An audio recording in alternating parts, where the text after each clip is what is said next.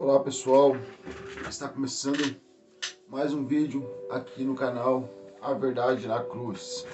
No vídeo de hoje eu vou trazer um assunto um pouco complexo, eu achei, porque eu não consegui, eu já estou há uns 3, 4 dias tentando bolar uma maneira de desenvolver esse meu raciocínio e falar para vocês. Mas eu acabo que achei os textos corretos e vai ficar uma coisa bem simples até, assim, não tão simples, mas mais ou menos simples.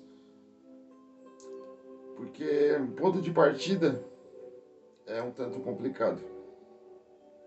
Na verdade, é assim, eu vou começar logo com o texto bíblico que se encontra em Mateus 5:21. Mateus 5 começa com as bem-aventuranças, né?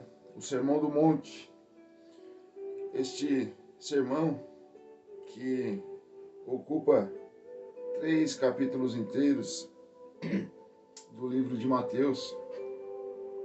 Eu acho que é o evangelho que traz mais detalhadamente o Sermão do Monte. Então, Mateus 5:21. Vamos fazer uma pequena oração antes de iniciarmos a leitura das Santas Escrituras. Senhor, nosso Deus amado e nosso Salvador Jesus Cristo, nos ajuda a compreender as Tuas verdades contidas neste livro, Senhor. Verdades estas que servem para nos moldar e nos capacitar para Te servir, para Te seguir e para estarmos preparados para a vida eterna. Abençoa não somente nós, mas todas as pessoas que leem e abençoa as pessoas que ainda virão a ler este livro tão abençoado, Senhor. Em nome de Jesus, amém. Mateus 5,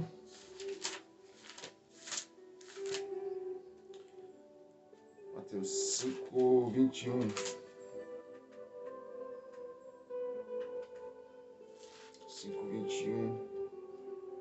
Começa, né?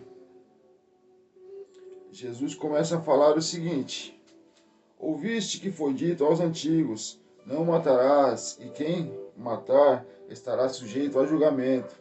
Eu, porém, vos digo que todo aquele que sem motivo se irá contra seu irmão estará sujeito a julgamento. E quem proferir um insulto a seu irmão estará sujeito a julgamento do tribunal. E quem lhe chamar tolo estará sujeito ao inferno de fogo.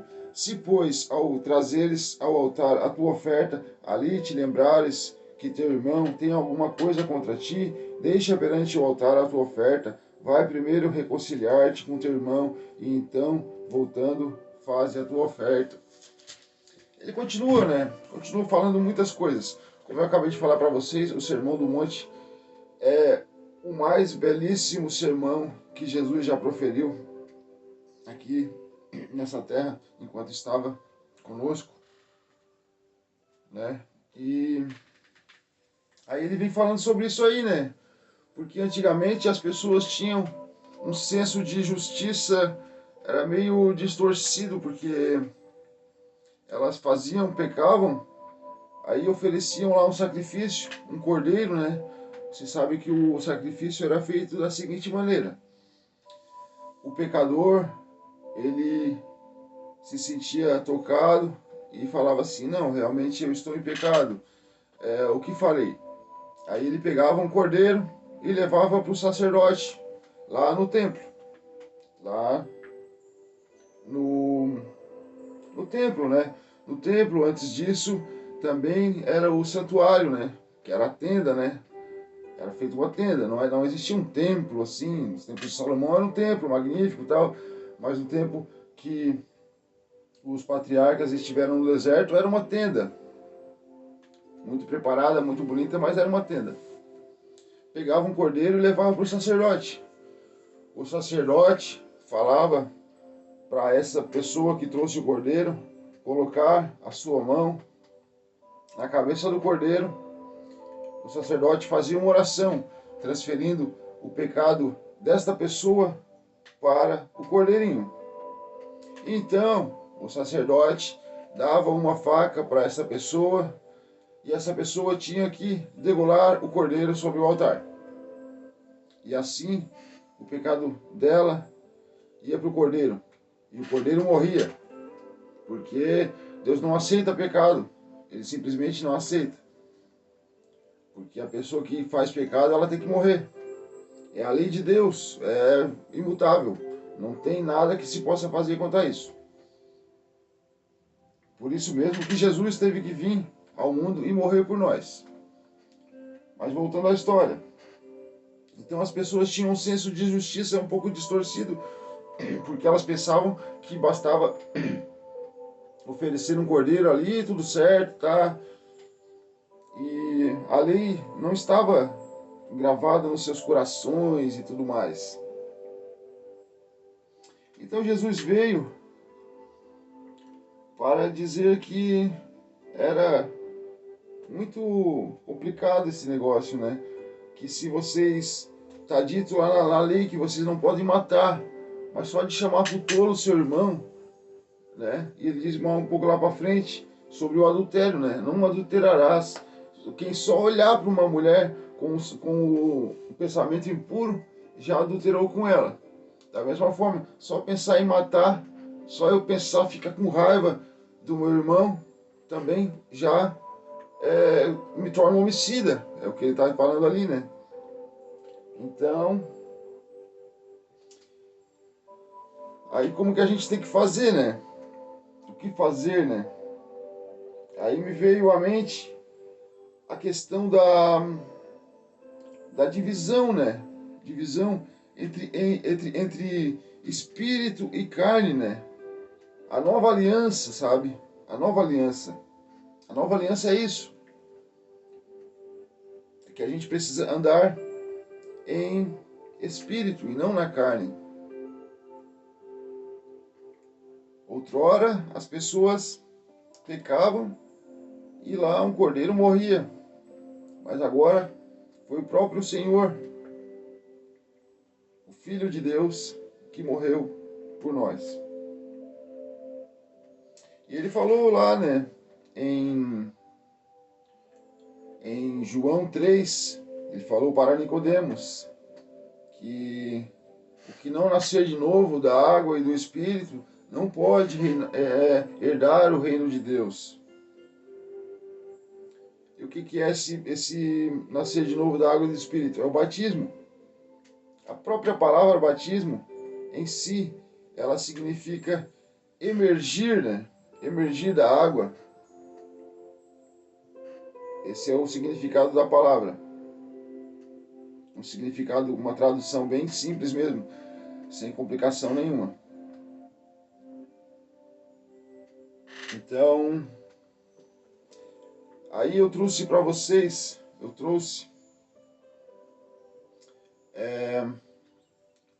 uma coisa que é o seguinte. Vamos ler 1 Pedro 3:20.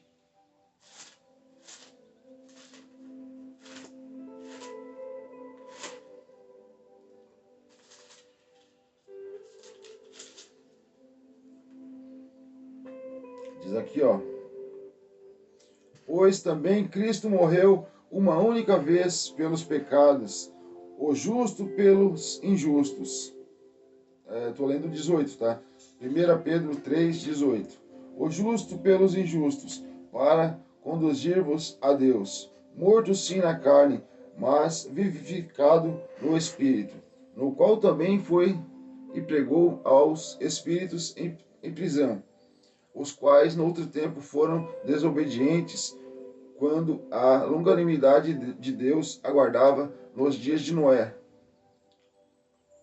enquanto se preparava a arca, na qual poucos, a saber, 8 pessoas foram salvas através da água, a qual, figurando o batismo, agora também vos salva, não sendo a remoção da imundícia da carne, mas a indagação de uma consciência para com Deus, por meio da ressurreição de Jesus Cristo. Bom, é um texto meio enrolado, eu vou dizer para vocês, eu sou sincero, não, às vezes o senhor não entende, eu falo que não entendo, entendeu? O texto foi bem enrolado, mas o que eu quero dizer é o seguinte, vocês viram ali que nos tempos de Noé, agora eu vou trazer uma passagem que vai ficar muito claro esse texto, muito claro o que eu quero falar neste vídeo. Vocês viram ali que então, nos tempos de Noé, o dilúvio simbolizava uma espécie de batismo, tá certo? Isso foi o que o texto aqui diz. Agora vamos abrir em Gênesis 3:16.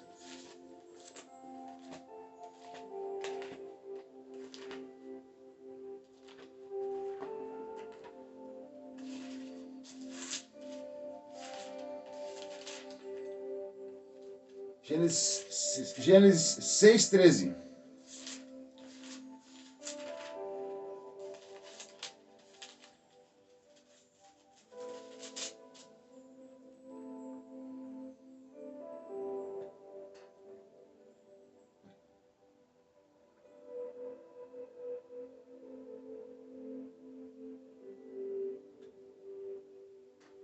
Aqui, Gênesis 6:13. Então disse Deus a Noé: resolvi dar cabo de toda a carne, porque a terra está cheia de violência dos homens. Eis que os farei perecer juntamente com a terra.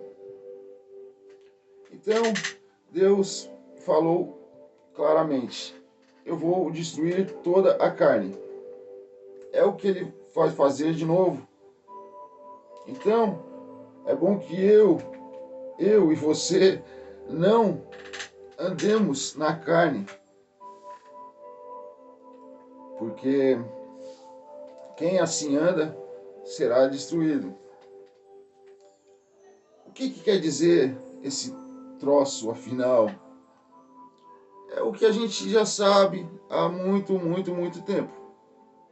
Quem anda na carne, ele vai cumprir as paixões da carne. Ele vai buscar os interesses da carne, satisfazer as suas próprias vontades, bebedices, glutonarias e tal, e avareza e tudo mais, riquezas, ostentações, vaidade, ganância, tudo isso e mais um monte de coisa. E quem anda no Espírito não, né? Quem anda no Espírito, ele vai contra todos esses sentimentos. Ele luta contra isso. E se nós estivermos bem apegados com Deus, apesar de esta parecer uma tarefa impossível, uma tarefa absurdamente impossível e grande para nós, ela se torna possível. E se a gente caminhar ao lado do Mestre, ele vai nos ajudar. Então era isso, né? Então, a terra está para ser destruída novamente, meus amigos. Sim, é o que diz o livro de Apocalipse. Jesus está prestes a voltar e dará fim a toda a carne, como nos dias de Noé. Isso aí é dito repetidas vezes na palavra de Deus. Aquele templo foi destruído com água e agora será destruído com fogo. Então, desde já, é bom que nós comecemos a andar em espírito e não fazer as vontades da carne. Este foi o vídeo de hoje. Se você gostou, deixa o seu like, comenta alguma coisa aí, se inscreve, compartilha e até o próximo vídeo. Falou!